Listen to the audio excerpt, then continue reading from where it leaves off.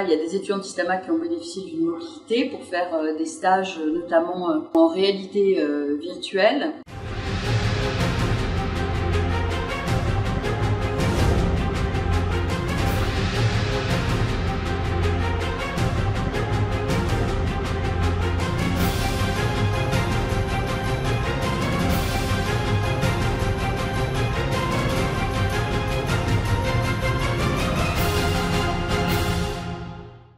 Chers auditeurs, bonjour.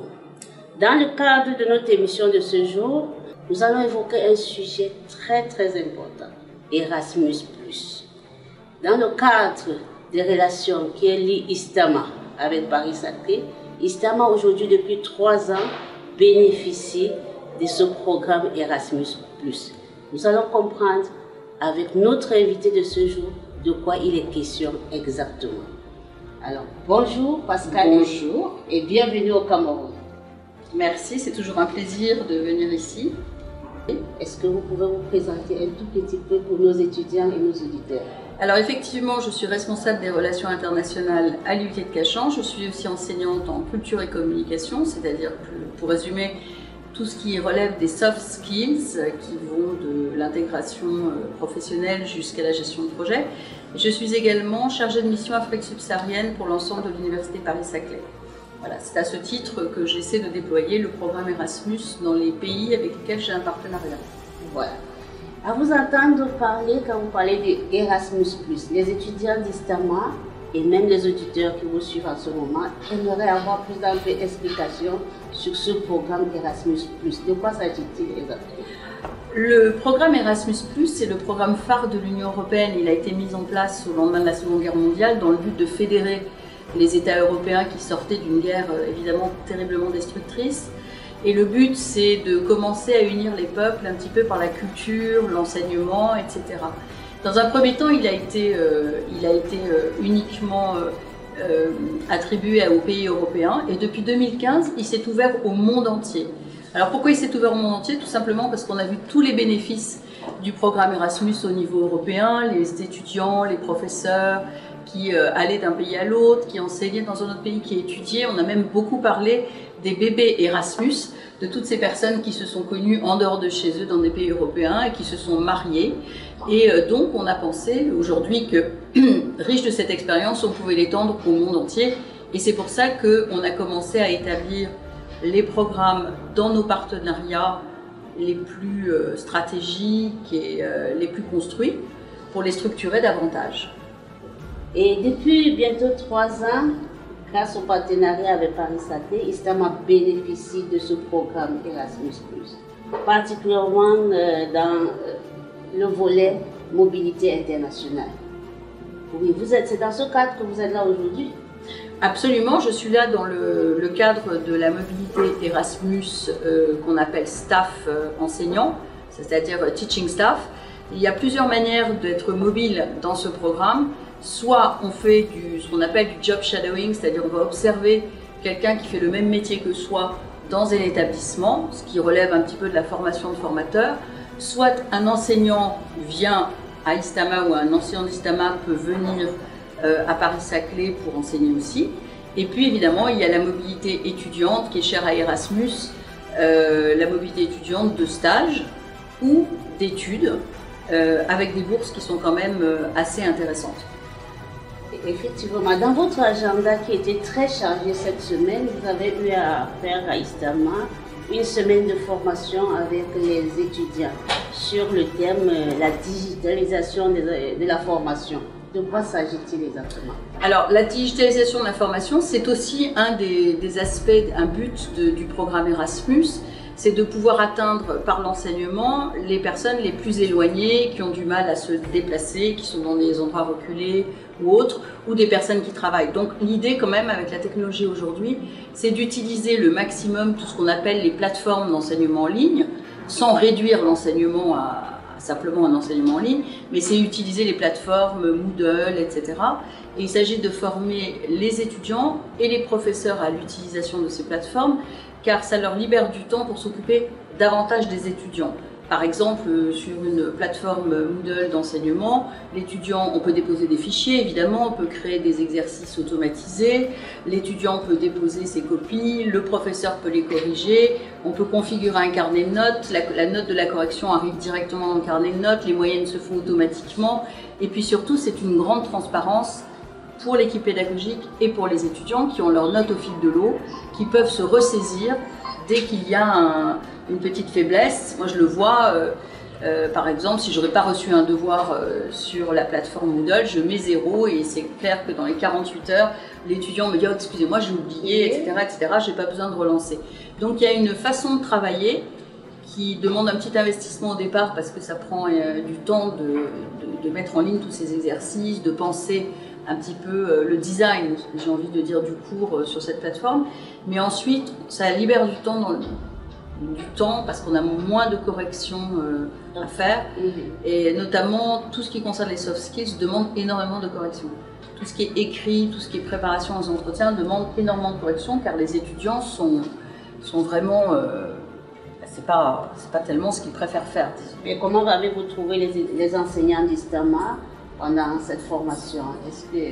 Les enseignants d'Istama étaient très motivés. Je crois que là, ils en sont. On a encore une petite heure tout à l'heure. Je pense que maintenant, ils ont bien compris le fonctionnement, l'utilité, et puis surtout à quel point les exercices automatiques peuvent leur libérer du temps pour autre chose, être plus créatifs, travailler en projet, etc.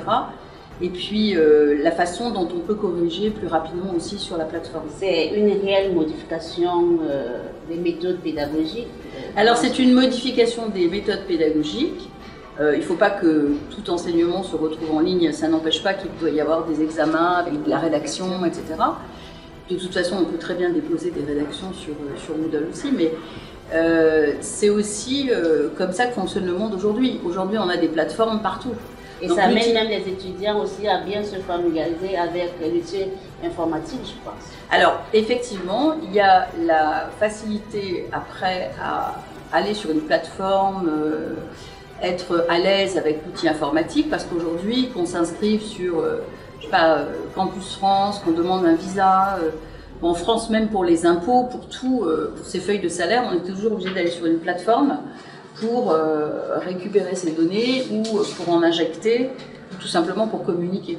Au-delà de la formation des enseignants, je pense qu'il y a aussi un aspect très important et que les étudiants même d'Istama ont bénéficié de cette mobilité aussi. Oui, les étudiants d'Istama, il y a des étudiants d'Istama qui ont bénéficié d'une mobilité pour faire des stages, notamment un étudiant qui est venu avec un collègue que je pense que quelques personnes connaissent ici, qui est mon collègue Filippo Fabri, avec lequel il a fait un stage en réalité virtuelle et qui, je pense, lui a apporté beaucoup et qui apportera beaucoup à Istama puisque du matériel dédié est aujourd'hui arrivé pour développer des travaux pratiques. Donc en fait, dans le programme Erasmus aussi, l'idée c'est de partager les enseignements, les expériences, de se connaître culturellement, mais aussi de diffuser les bonnes pratiques pédagogiques, les bonnes pratiques administratives, les bonnes pratiques pour être ensemble en fait. C'est ça qu'il faut voir dans ce programme. C'est vraiment très important parce que ça permet aux étudiants d'Istama de connaître un peu l'environnement français, de voir comment se comportent aussi les étudiants français parce qu'ils ont eu à travailler ensemble sur des projets. Voilà. Alors ils ont eu effectivement à travailler sur des projets, ce qu'on appelle la pédagogie par projet ou la pédagogie inversée. Ce sont des activités pédagogiques que l'on va développer, notamment avec la formation Polytech délocalisée, notamment autour de l'environnement, de l'écologie, etc., qui sont des thèmes forts aussi pour le programme Erasmus, puisque le thème de l'environnement et de l'écologie est un thème interdépendant. On est tous concernés. On ne peut pas polluer d'un côté et puis être biologique de l'autre ou inversement. On est tous concernés par la transformation climatique et ses conséquences.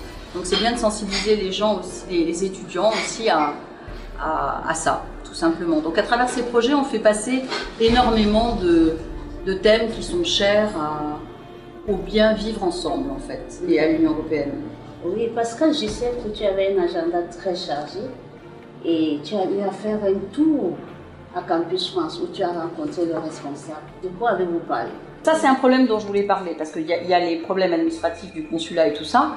Mais il y a aussi l'étudiant. Nous, on le voit constamment quand on traite avec les étudiants, ils ne prennent pas le temps de faire les dossiers, voire ils ne les prennent pas. Donc comment faire pour que l'étudiant soit motivé pour faire son dossier et ne traîne pas? Parce que l'un des problèmes, c'est qu'ils traînent à faire leur dossier, ils le font au dernier moment et ils nous mettent tous dans la panade. Alors, il y en a qui parfois ne savent pas segmenter les choses. C'est juste ça. Certains se disent, non, il faudrait que je passe à Campus Franco en entretien. Oui. Quand j'ai déjà le logement, quand j'ai déjà fait l'AVI, non, ça c'est une procédure à part. Vu que l'AVI, logement et tout, ça n'intervient que quand il faut faire la demande de visa. Donc dès que vous avez déjà l'admission, venez déjà à Campus. Parce que, tel que j'expliquais, à nous je reçois un étudiant, mais je vois que c'est signé en mars. Depuis le mois de mars, qu'est-ce que vous faites? Il faut venir à nous. Et généralement, le mois d'août, ici, c'est saturé. Ouais, vu que c'est à cette période, les étudiants obtiennent, du moins valident l'année en cours, ils obtiennent les relevés de notes. Donc, tout cela vient au même moment et c'est souvent compliqué. Ben, disons qu'avec le Campus France, nous avons essayé ensemble avec Salomé, ici présente, de fluidifier les mobilités sur le plan administratif, parce que nous nous heurtons encore à des problèmes de visa, et nous nous heurtons aussi à des problèmes de dossiers qui sont tellement mal faits par les étudiants, parce que justement, ils négligent un petit peu l'aspect écrit, qu'ils sont refusés. Et on perd énormément de temps, voire d'argent, avec des dossiers mal faits, des ralentissements, etc. C'est-à-dire que les étudiants n'ont pas toujours bien conscience de la rigueur de rédaction nécessaire à un dossier de ce type. Donc nous avons discuté avec le responsable, qui nous a d'ailleurs annoncé qu'Istama avait prévu une organisation particulière pour les étudiants de manière à grouper les entretiens, de manière à fluidifier mais aussi à sécuriser les dossiers. Donc ça c'était quelque chose de très important. Et ensuite la cérémonie sur les alumni a permis de confirmer ce que les entreprises redoutent, à savoir un problème de soft skills dans les enseignements, une sorte d'inadéquation entre les formations et la demande des entreprises, inadéquation toujours dans les soft skills, plus que sur le plan technique. Et en fait, c'est un tout. Donc on a parlé de tout ça et je pense que tout le monde est sensibilisé à ça, et surtout les étudiants d'Istama. D'accord. Pascal, nous te remercions d'avoir accepté notre invitation sur ce plateau. Cela prouve combien de fois entre Paris Sacré et Istama, il y a une vraie relation, parce que ça c'est un suivi très proche des étudiants et des enseignants. Et nous espérons que tu reviendras l'année prochaine sans problème. Très bien, merci beaucoup pour cette invitation, je suis très honorée et puis à une très prochaine fois.